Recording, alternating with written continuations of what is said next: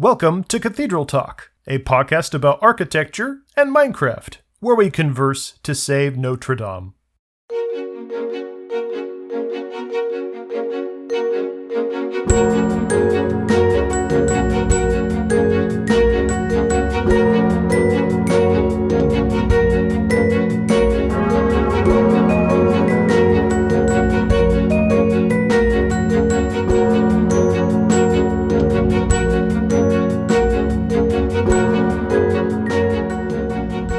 So we don't exactly have errata this time, I think, but we do have sort of appendices to add to the last episode based on our discussion of cardinals? The birds. The birds. The sports team. Which one? The footballers or the baseballers? Didn't realize there were two. I think Tom's just guessing that there's a football team called the Cardinals. I don't think there is. No, I know that. I actually do know that. I couldn't begin to tell you what city they're from, but I know there are cardinals. Oh, Arizona. We were uncertain about particularly the nature in which how cardinals work, and Zack brought up last time the particular rank of cardinal deacon. I like the royal we being used in the sentence. Which turned out to be who the presiding person at the Pantheon was in Rome, a cardinal deacon. And I was a little surprised because the Pantheon, as extravagant of a building it is and as much historical significance it is, it's not a cathedral. And I was like, I usually thought that cardinals are always bishops. And it turns out that's not quite true. I went into the weeds a little bit on good old Wikipedia and then a few other sites, and I tried to get a best sense of Catholic hierarchy in terms of how people work. And it is not going to warrant a whole conversation here. Let's just say that much. It's very complicated. But I think, generally correct that there's sort of in parallel the progression from priests to bishops. But then as sort of almost a template on top of that, some, but not all, but some of those priests and bishops can become cardinals. And there's lots of different contingencies as to what can warrant somebody becoming a cardinal. And again, that doesn't then mean they are no longer a priest or bishop. It is just another bullet point, I guess, so to speak, about what their rank is. Is that the primary thing about a cardinal that's relevant, though, is that they get a vote for Pope? Is that right? Yeah, that still seems to be consistent. And if I understand that correctly, that is, and again, I'm going to get this wrong, and maybe we'll need more errata, but it's, from what I could read, it seemed like that all the ranks can participate in the College of Cardinals, with the exception of one particular kind of cardinal. The excommunicated cardinals? No. the cardinals who become like the cardinal emeritus-like people due to like seniority. I think it's like the age was 80. I have to double check this, but once certain priests and bishops of a certain age become, I think it was 80, then in some cases they become a cardinal, but it's sort of like a cardinal emeritus, and they're not considered a cardinal that can become a member of the College of Cardinals that votes for Pope. It's that certain bishops or whatever get promoted to cardinal, but it's not the real cardinal status. It's this honorary. Yeah, the best analogy I can think of, it kind of seems like an honorary doctorate. Like from university. It's like, you're a doctor. You're not really a doctor, but you're a doctor kind of thing. So it's not like you actually worked for that PhD. It's just that the university thought you were awesome and that they gave you the PhD. I mean, you probably did a lot of other important work. It just wasn't technically a PhD. I stopped listening to you for a second, and I came back, and I thought you were talking about how PhDs aren't really doctors. Like people call them doctors, but they're not really doctors. Like doctors. I'm like, oh, that's a nice way to talk about our mother. That's going down a whole different trajectory that I was anticipating. I mean, you guys do know that doctor just means something like teacher, right? Fancy teacher. That is, if it does mean just teacher, that is a weird that our primary usage is in the medical doctor context. Teaching me about my body. Well, there's surgeon and physician. But doctor is the catch-all. Yeah, but they're teaching you about your health. About my own health of my own body. So could I be a doctor of interior design if I teach you about how to design your room better, Zach? No, these things are accredited. Yeah, if you have an accredited institution. Yeah. Now the question is, who then gives the accreditation to the accreditors? The government. Other accreditations. Schools can lose their accreditation. Sometimes rightfully so. Yep. One last thing I was just going to say about cardinals, that it does generally seem that most cardinals are also bishops, but not all. There actually were some exceptions. It does seem that some priests also become cardinals, and generally those, I think, are the cardinal deacons. All the cardinals themselves have ranks too, I guess. I guess if you took all the cardinals in the College of Cardinals, they do have a very particular order of rank. The lowest level is generally the classification as cardinal deacon. And again, those can be bishops. They can also be priests in some cases. Precisely into the nature of how you become one is beyond the scope of my understanding. I would need to do a lot more research there. But I think just suffice it to say, there's lots of kinds of cardinals out there, and just to say that they are exclusively bishops was not correct. Addendum accepted. Does Zach feel mollified? Like a good mollified wine. Like a good mollusk. Exactly.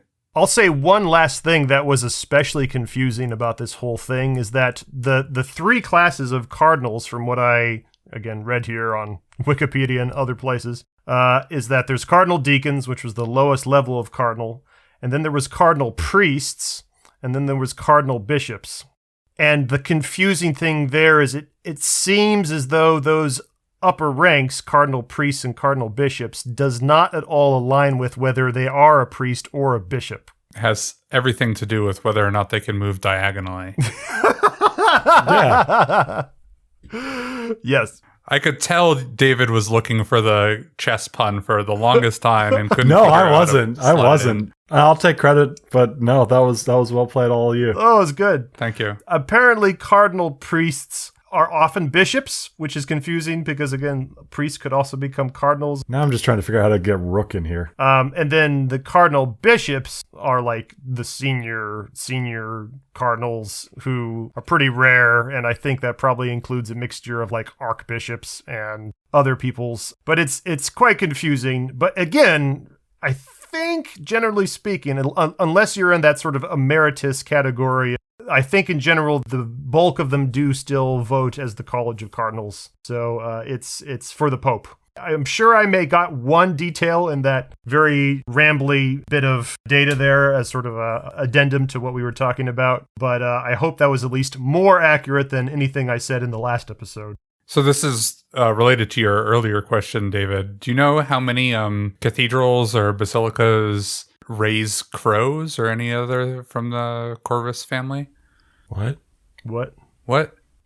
Do people in cathedrals and basilicas raise crows or anything else in the crow family? You mean with like a lift? No, like bring up from childhood. This is leading somewhere that I don't understand, and I don't know how to help set you up. Now I'm really scared. It's a pretty simple question. Are we talking about the bird? The bird. The bird. Yeah, the bird. Yeah. Oh, is this a cardinal joke? No, it's not a cardinal joke. Okay. Huh. No. Just say no. We don't know, Zach. You don't know? No. Because if they did, those crows are rooks. There it is. And the nursery is a rookery. There it is. Yeah.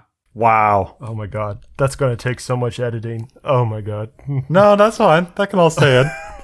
David was wondering where rooks came into all this. It's just a simple question. Do they raise rooks? I was like, with an elevator?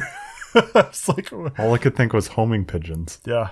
Yeah, so that's not a corvus, but you know. I don't know the word corvus. It's the family. It's the crow. I'd never even heard that word before. We're going to be doing a vocabulary lesson later. So Pope things. Pope things. Can a pope only come from the College of Cardinals? That's right? Well, this now I didn't even read about that, but this just going off of good old Dan Brown. Oh no. Oh no. The authority. According to Dan Brown, technically the College of Cardinals can elevate anyone to pope if they are so moved to do so. Why had that stuck in your brain? But they never will. I mean, it's like the U.S. House Speaker doesn't technically have to be a member of the U.S. House, but Right. Every new Congress, new names get put forward, but that's never going to happen. Right. Supreme Court justices don't have to be from the same 3 Ivy League schools for the past 100 years either. Well, that's a requirement. Oh, okay. I'm pretty sure it's 2. 2. Is it really? I think it's Harvard and Columbia for like easily 70% of the last 30 or 40 justices, something like that. I don't know. I'm probably over-exaggerating that, but it is quite high. Today, I had to tell Tom that the infrastructure bill passed, or was signed into law on Monday. Well, it's good he learned it from an authoritative source. He has in his phone a folder labeled No, which is where he puts his news apps. Yeah.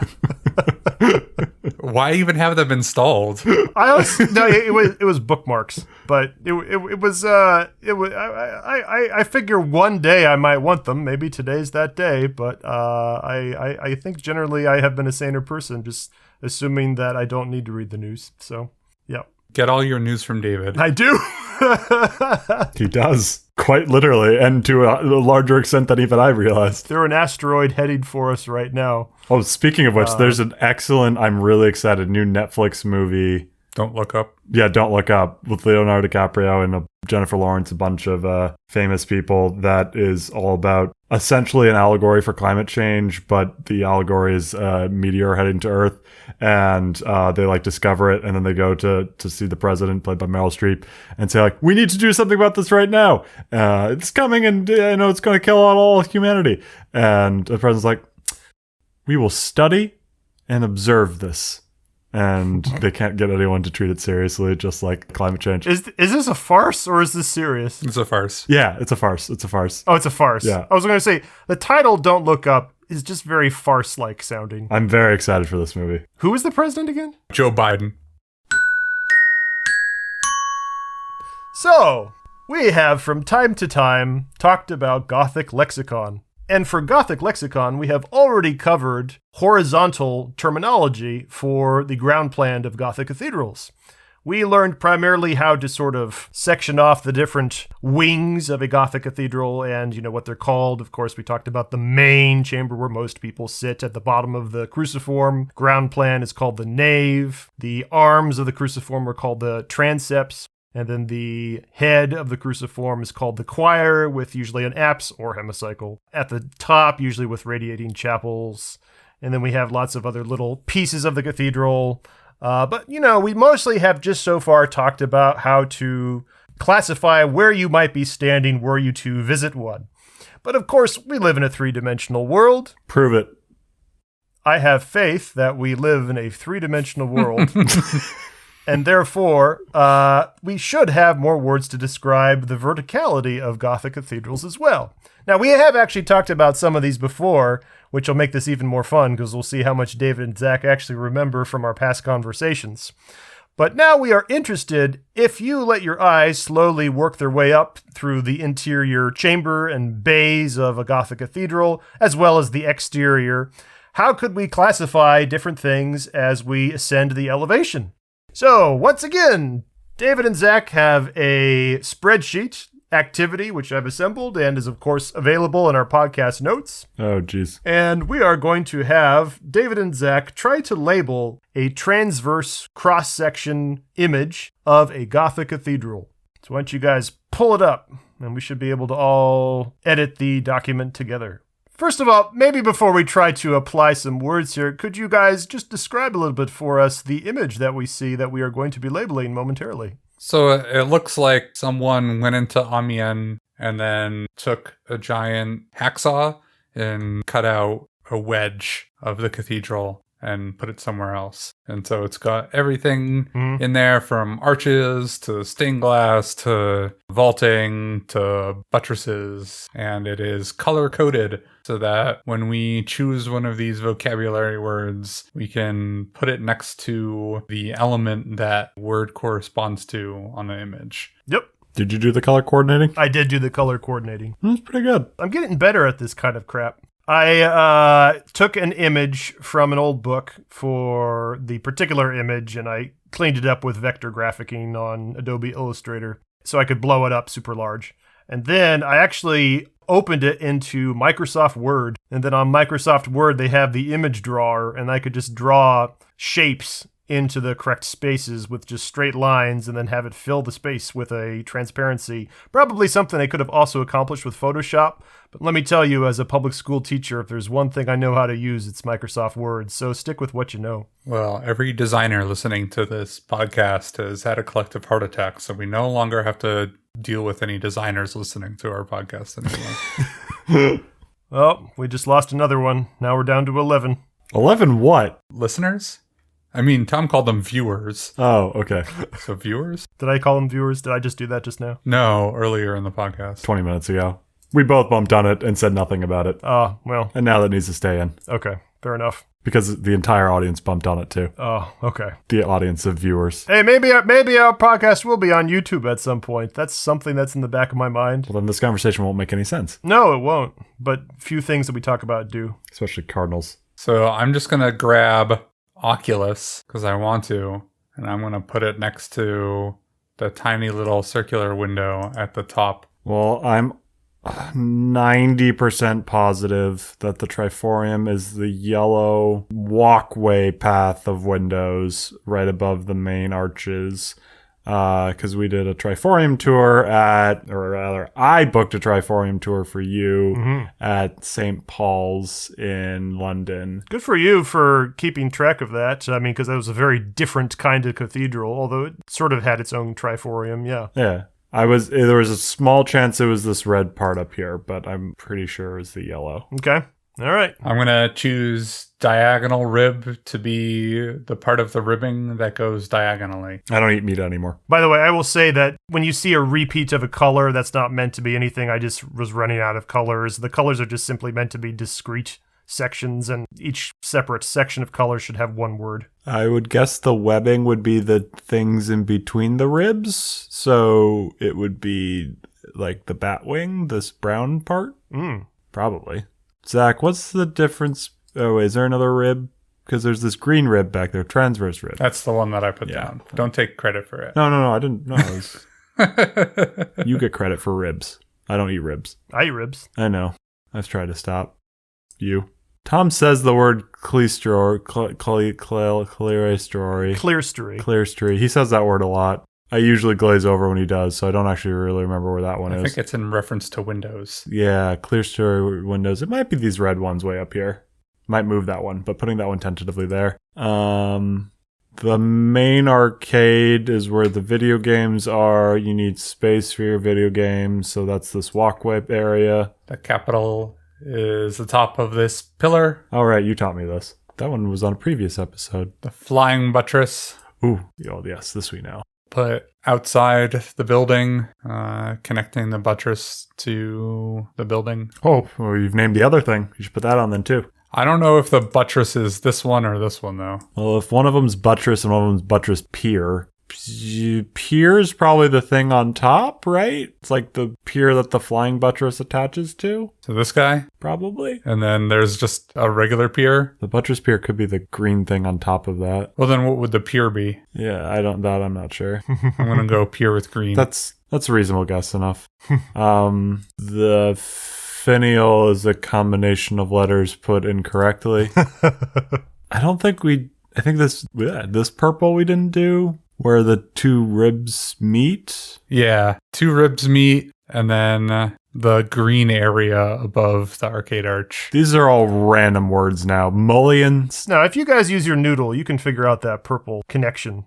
Well, I could if spandrel, mullion, or springing were real words, but you clearly made these up. So spandrel's a type of dog. Mullion is a type of meat made out of dog. And springing is what dogs do. I will point out that there is a slightly darker blue tiny circle at the top of one of those ribs you've labeled. Oh my goodness. I'm just going to call that one the boss. Well, you got to do boss last. Final boss. Oh. No, that's the finial boss. Ah, good point. Good point. Okay, then we will randomly put the meat made out of dog above the arcade arch. We will randomly put the springing there. Okay.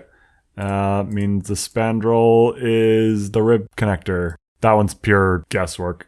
Yeah. I mean, the last 5 of them were let's just put something somewhere. I think we did better than the last time we did this. That time we got like 30%. I would agree. You guys have been considerably better this time than last time. Oh, wait. The capital. Capital's the thing at the very top, isn't it? No. What did you label? Oh, sorry. It's the pure thing. Okay. No, you're good. You're right. It looked like you just put it in a big empty space. I am watching you guys do this right now, and I am so proud. You guys have come so far. I really want you both to just stand at your desks right now and say, "Oh, Captain, my Captain." I don't think you're allowed to say that about yourself. I think if we chose to do it, we could do it, and then there'd be a nice moment, but it's a little egotistical on your part. I mean, look, we public school teachers, we need all the ego we can get. You just dream for the moment where you've just been wanting your students. Hey, wait, that's right. Your students listen to this now. Tom's students, get on your desks. Yes, you. That particular student from last time. If you're still listening, get on your desk.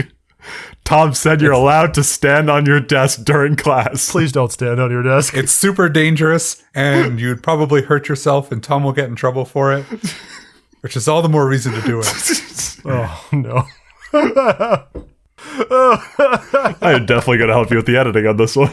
You guys did pretty great on this activity. I'm quite proud. And I want to give a big congratulations to the 3 most important terms on this list that you got all 3 correct, because there's principally 3 different tiers of elevation in most Gothic cathedrals. And you got them all. The first lowest level, which if you were looking at the ground plan, which includes the aisles that flank the central nave with the big columns, or what are actually called, this is a word that you got wrong, sorry, piers.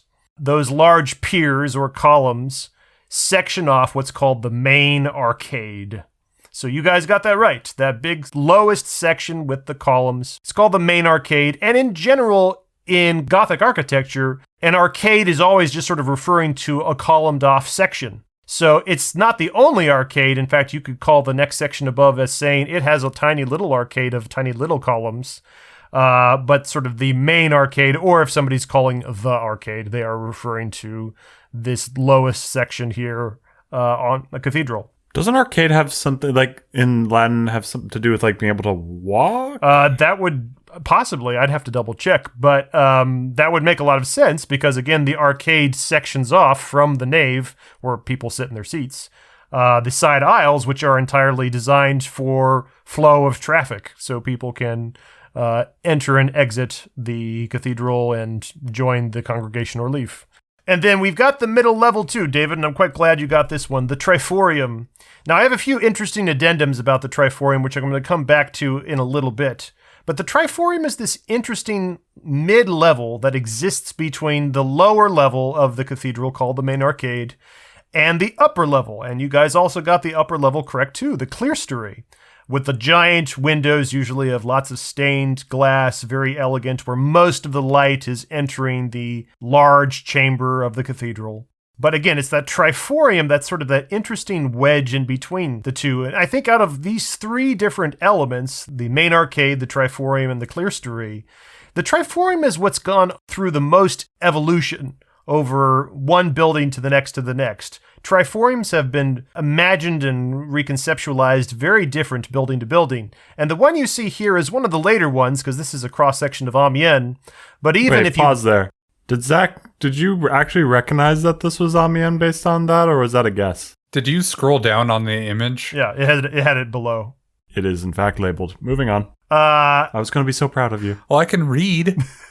You should be proud of that. Okay, I am a little proud of you. That's a good point. Thank you. That's a good point. Yeah. You also figured out how to open up the recording software so we could record this podcast. So I'm also proud of that. Well, I have Tom walk me through that every time. At Amiens, the Triforium itself has evolved from section to section because different parts of the building, of course, were built during different decades in its lifetime. So if you go to some parts of the Triforium at Amiens, in the nave, the older part of the cathedral, you just have a dark Triforium with no windows. So it's just this dark little passage between the main arcade and the clerestory. But if you go to the east end of the cathedral at the choir and the apse, which was actually built later at Amiens, a bit unusual for cathedrals, that is a section where the architects innovated more and they worked in more windows and more light. And so it's just interesting to see that they were always interested in sort of figuring out what they could exactly do with that Triforium. Because one issue right now, as you can see, there is a roof pitched on the outside right next against the triforium. And so if that roof is there right now, there'd be no point in putting windows in it because there'd be nothing to look at but the backside of a roof. So later on, at other places, or at other sections at Amiens, they figured out how to work out the roof differently so that they could work in some extra windows there. Now, most of these are in fact correct, guys. You actually got most of these correct. I imagine you could guess which ones are probably the most likely incorrect. Do you have a guess there? Springing. Springing. I mean, what does springing sound to you like? Spring. What on this diagram appears to be just springing out of nowhere? The thing that I labeled. There's no other growth anywhere around there, just popping out of the base. Au contraire. What did you label as spandrel? The places where the ribs connect. The rib connectors. Right. You see, those were the place where the ribs jet out from the wall to create the arches of the vault. That's the springing. So spandrel we'll have to put somewhere else. That was literally just named after because they're claiming that they're springing out of the wall. Yeah. I mean, at least as far as I know. That's dumb. So springing refers to where your ribs are. And while we're talking about ribs, they spring from the walls. You got the transverse and diagonal ribs correct. Good job. Again, usually you have these diagonal ribs that connect opposite corners of a bay of a cathedral that crisscross in the center. And at the top of that crisscross, you also had this correct. I'm glad you didn't change it.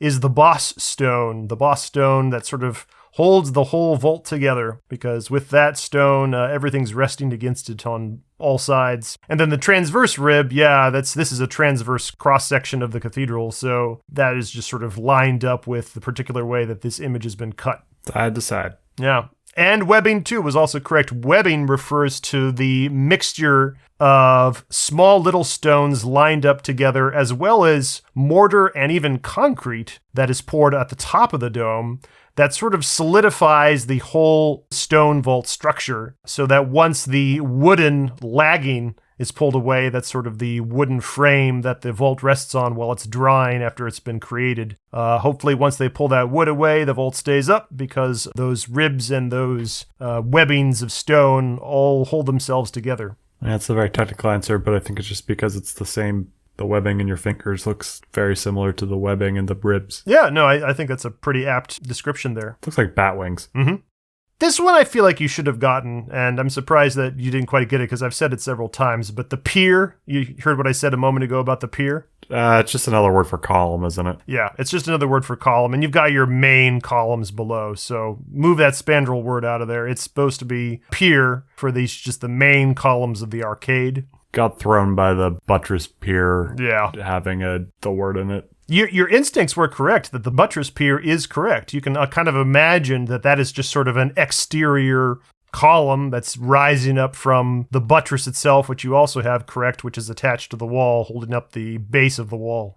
And the flying buttress too, which is extending from the top of the clerestory where the high vault connects with the clerestory, and then the flying buttress captures that weight as the stress of the vault presses against the sides of the walls, and it transfers that weight into the buttress pier and then in turn into the lower buttress below. I was expecting this one to be tricky, but at the very top of the buttress pier, you have this sort of spiky bit. And it's actually not entirely decorative. It is actually an important feature. The decorative bit also is made of stone, therefore it's very heavy. And it is called the pinnacle. The green part there, that's actually the pinnacle. And the very, very tip top of the pinnacle is actually the finial. Finial feels like there should be a joke. Nope, moving on. And I think that leaves us with just about left. What's left here? We got that little red line. You got the oculus correct. That makes sense. That's just the circular top of the clerestory window. Also the name of my VR headset over there. Yeah. And you were also correct about the shaft. The shaft is just so the piers are usually called compound piers because it's not just a single circular base or circular shape as you rise up the side of the column. And at least that's true for Amiens here. It's actually different at Notre Dame. Notre Dame has cylindrical or circular piers. But here, this is a compound pier because it's not just a cylinder. It's got these sort of smaller side kind of cylinders that rest against the sides. And one of those against the exterior of the tall wall of the nave just continues upwards past the arcade, through the Triforium, all the way up to the clerestory. So it just sort of breaks up the vertical space with these nice even lines as you sort of transition from the columns to the walls. And yes, that's the shaft. /respond. Yes, that's true. In most places I found that it was called a shaft, but in some places I heard that it was also called a respond, and there might be a slight discrepancy between shaft and respond. It definitely seems like there's a lot of overlap between those two words, but frankly, I just couldn't find enough sources to really justify the difference or which one was more accurate, so I just sort of said, let's lump them together for now. Pretty darn sure that shaft is correct. And then the mullion is the little red highlighted section of the clerestory window that separates the panes of glass vertically. And it just gives structure to that clerestory window. And I think that's about it. Did we miss anything? What'd you say spandrel was? It's the stuff above the arch? Oh, sorry, the spandrel. Spandrel is the connection between the arch and the Triforium. It's just the stone filling. It's basically filling between the arch and the next level up, like at the Triforium. So essentially, Joe Spandrel looked around, figured out what didn't already have a name, and decided to name that little random section after himself. They just had to have a name for everything, yes. Joe Spandrel. Joe Spandrel. And that pretty much breaks up our description of the different vertical elements of a Gothic cathedral. And again, you can find this illustration with our show notes or on our website. I did want to point something out, though, again, a moment ago about the Triforium, because like I said, I think out of all the elements here, the Triforium is something that has really evolved over time. And like you said, what you see here is a slightly more later version of a Triforium. And you'll notice it's a very narrow passage. And it's really just there to break up the space between the main arcade and the clerestory. And, people always try to figure out how can we make it more interesting by adding more windows. But there's actually another tab on our spreadsheet. I have another transverse section of another cathedral, and this is in fact the laser scan of Notre Dame.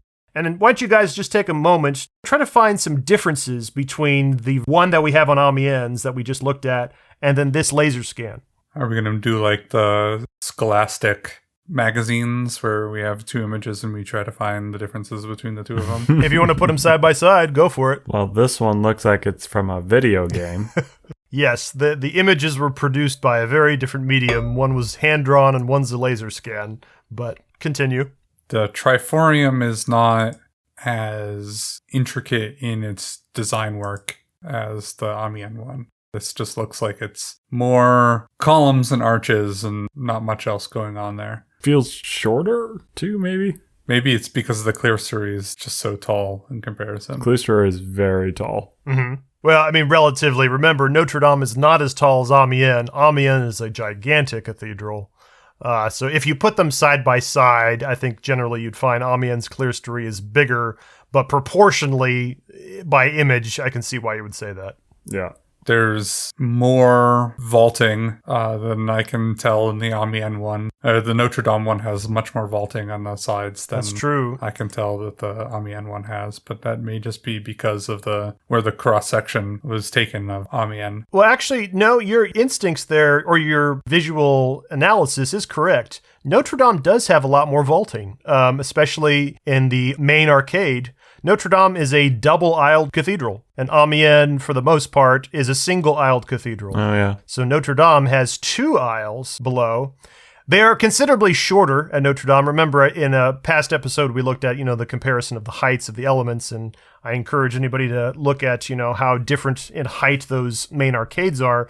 But Notre Dame has a lot more square footage with its aisles or its main arcade. Not to say that the vaults are one-to-one. The vaults of the aisles of Amiens are still quite large, so I'm not saying that Notre Dame is double, but it's got a lot of aisle space at Notre Dame. It was just built that way, knowing Paris was a mega metropolis even for, the Middle Ages. It was a bustling city. Maybe not a metropolis, but it was a very large and important city in its day.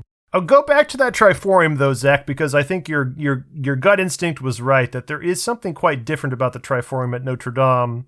aside from the complexity of the design, It's got windows on the outside. yes, could you focus a little bit more on that and maybe the shape and the size? There are no windows on the Amiens section that we were looking at. Yep. It's like what we see, like wooden panels, a wooden diagonal wall almost. On Amiens. Yeah, so Amiens has the wooden diagonal roof pitched against the side, at least in that drawing, which was a common technique for how triforiums were designed, at least for a while there. And Notre Dame doesn't have, at least in this latest incarnation of Notre Dame, doesn't have the diagonal roof. The roofs at Notre Dame are very flat. Yeah. Does it snow very often in Paris?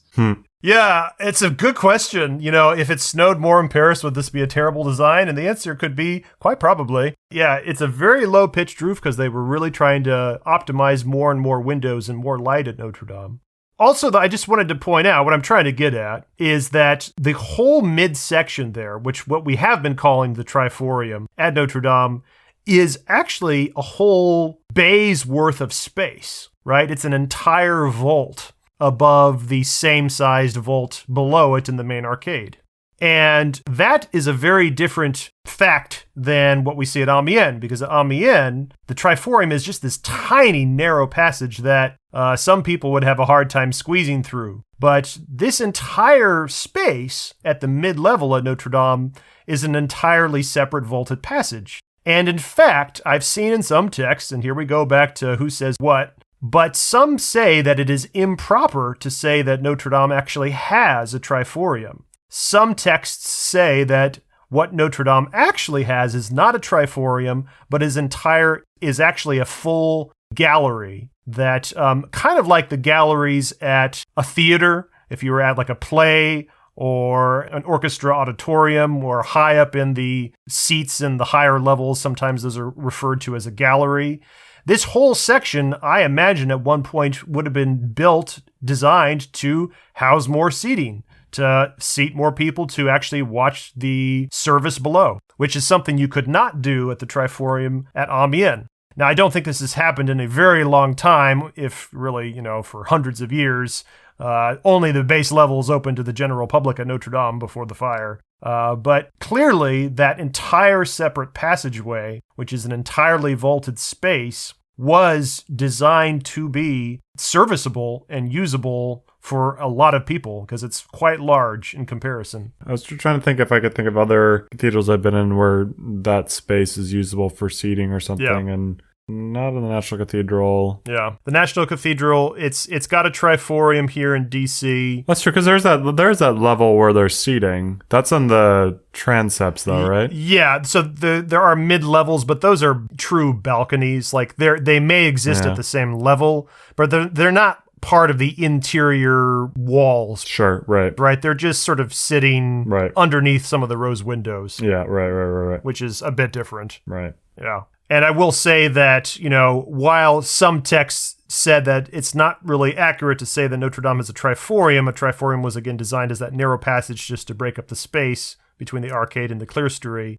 I would still say it is useful to call the mid-tier a Triforium at Notre Dame, even if it is built differently, simply because Triforium is a very specific word. It sort of usually refers to that mid-level, whereas gallery is a very... This definitely can be called a gallery because of its function, but the thing is, gallery is general enough that there are other sections in different parts of the cathedral that can also be called galleries, and so it's not as specific as you would want it to be. So I almost would classify it as a Triforium gallery as opposed to just a Triforium, maybe some combination of the words with some kind of hyphenation or something.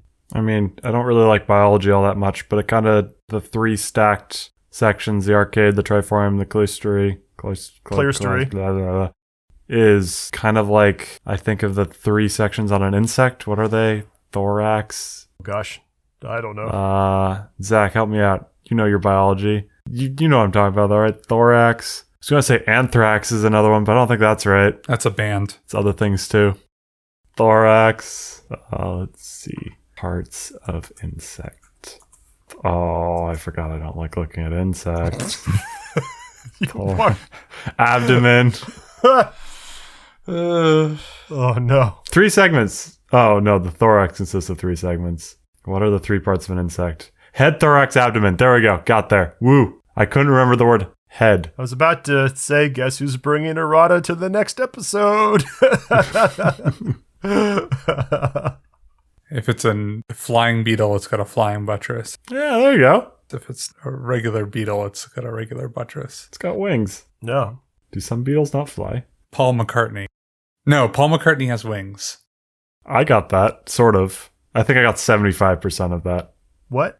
David was wondering which beetle doesn't fly. Does he have wings? So after the Beatles, his band is called Wings. You could have picked any Beatles, and you picked the one that actually does have wings. But does he? Well, I mean, he flies, but that's only to get from, like, venue to venue. He personally doesn't fly. But he does have wings. Does have wings, though. But it's like a penguin. Yeah. Does a penguin have wings? Wing flaps. Emus have wings. Emus don't fly. Charlotte thought that emus were yaks. No. It's a confusing time in her life. Ostriches. I mean, ostriches can fly short distances. Can they? Yeah. Huh. Ostriches can fly? I mean, I guess it all depends on what your definition of short is. I mean, I guess I'm flying every time I'm jumping. Are you, though?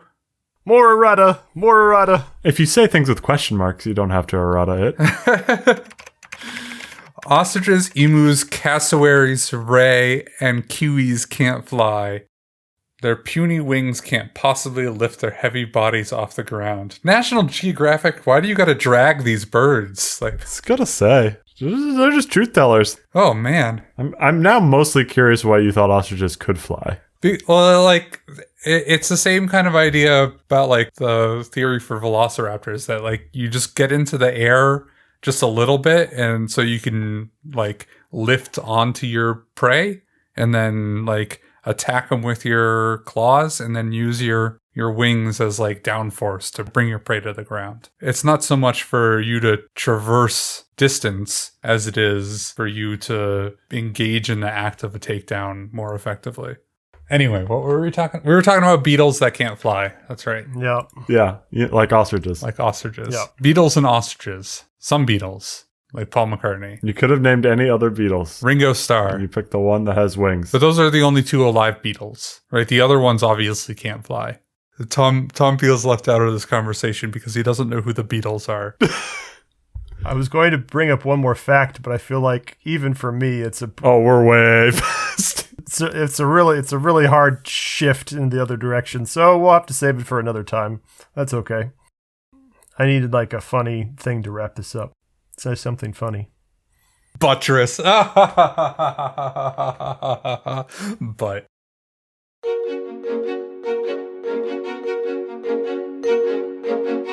That's it for now. Check out our podcast website at cathedraltalk.fm. There you will find many architectural visuals and Minecraft goodies.